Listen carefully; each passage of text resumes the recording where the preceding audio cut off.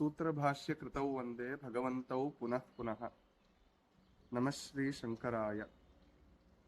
ಶಂಕರಾಚಾರ್ಯರಿಗೆ ನಾವು ಪ್ರತಿದಿನ ಎದ್ದ ತಕ್ಷಣ ಒಂದು ಅವರ ಸ್ಮರಣೆಯನ್ನ ಮಾಡಲೇಬೇಕು. ಪ್ರಾತಸ್ಮರಣೀಯರಾಗ್ತಾರೆ. ಶಂಕರ ಜಯಂತಿ ಅಂದ್ರೆ ಅವರು ಗೆಲ್ಲುವಂಥದ್ದು ಅಂತ ಏನು? ನಾವು ಗೆಲ್ಲುತ್ತೀವಿ.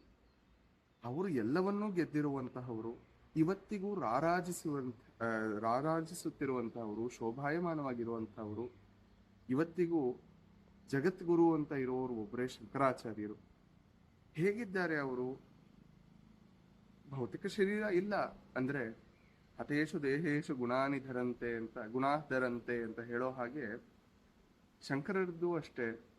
ವಾಗೇವ ವಿಶ್ವ ಭುವನಾನಿ ಜಜ್ಞೆ ಅಂತ ವೇದವೇ ಹೇಳೋ ಹಾಗೆ ಅವರ ವಾಣಿ ಏನಿದೆ, ಅಪರಿಮಿತವಾದ ಸೂತ್ರ ಭಾಷ್ಯಗಳು, ಪ್ರಸ್ಥಾನತ್ರಯ ಭಾಷ್ಯಗಳಾಗಬಹುದು, ಅಥವಾ ಅವರ ಲಲಿತಾ ತ್ರಿಶತಿ ವಿಷ್ಣು ಸಹಸ್ರನಾಮಾದಿ ಗ್ರಂಥಗಳಿಗೆ ಮಾಡಿರುವ ಭಾಷ್ಯವಾಗಬಹುದು, ಅಥವಾ ಸ್ತೋತ್ರ ಸಾಹಿತ್ಯವಾಗಬಹುದು, ಇವತ್ತಿಗೂ ಅಪ್ರತಿಮವಾಗಿರುವಂಥದ್ದನ್ನು ನಾವು ಕಾಣ್ತೀವಿ.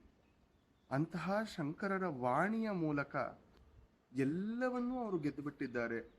ನಮ್ಮ ಮನಸ್ಸನ್ನೂ ಕೂಡ ಗೆದ್ದಿದ್ದಾರೆ.